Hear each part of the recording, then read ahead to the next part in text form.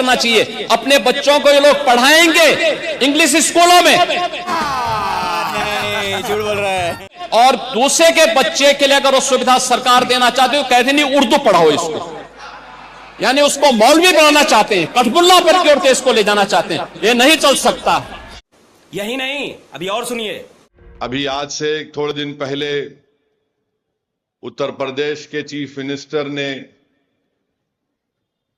उत्तर प्रदेश की असेंबली में यह कहा कि उर्दू पढ़ना कठमुल्लाओं की तरह मौलाना बनाना की बात है।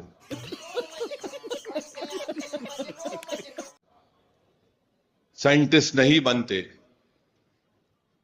अब जाहिर है उत्तर प्रदेश के मुख्यमंत्री को तो उर्दू नहीं आती, मगर वो साइंटिस्ट क्यों नहीं बने, उसका जवाब वही दे सकते हैं। अरे बाप रे, ये तो धोती खोल रहा है।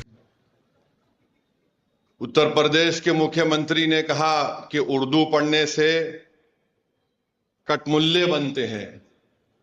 अब उत्तर प्रदेश के मुख्यमंत्री के जो बुजुर्ग थे या जिस आइडियोलॉजी से वो आते हैं, उनके किसी भी शख्स ने इस मुल्क की आजादी में हिस्सा नहीं लिया।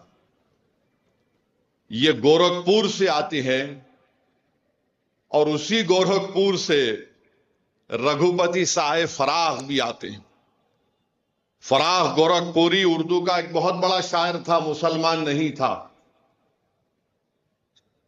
अगर शायद असेंबली में कोई उठ के बोल देता मुख्यमंत्री को, तो मुख्यमंत्री बोलते नहीं नहीं, उन्हें भी कठमुल्ला है। तो ये इनके ये इंटेलेक्चुअल कैपेसिटी है इनकी। बंद करो हाथ जोड़ के। मैं पांचवी बात यह है कि वक्फ बिल का मामला हुकूमत ने उसको पास किया, कैबिनेट में अब नया बिल लाएंगे। मैं फिर से कह रहा हूं, नरेंद्र मोदी की सरकार सिर्फ मुसलमानों से नफरत की बुनियाद पर वक्फ का कानून बनाने के लिए बिल को ला रही है।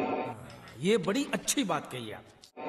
मुसलमानों की मस्जिदों को छीनने के लिए, दरगाहों को छीनने के लिए, खानखाहों को छीनने के लिए, कब्रस्तानों को छीनने के लिए, इवैक्यू प्रॉपर्टी जो वक्फ है उसको छीनने के लिए, और जो लोग वक्फ की जायदाद पर कब्जा करके बैठे हैं उनको इनाम देने के लिए यह कानून बना रही है। Good question, you are a good. Waqf by user को निकालना कितना बड़ा झूठ मोदी जी कर रहे हैं। और क्या कर रहे हैं कि आप हिंदू धर्म की लॉ की किताब है, जस्टिस BK मुखर्जी की किताब, हमारे हिंदू भाइयों से कह रहा हूं, हिंदू लॉयर से कह रहा हूं, BK मुखर्जी की किताब को पढ़ लो।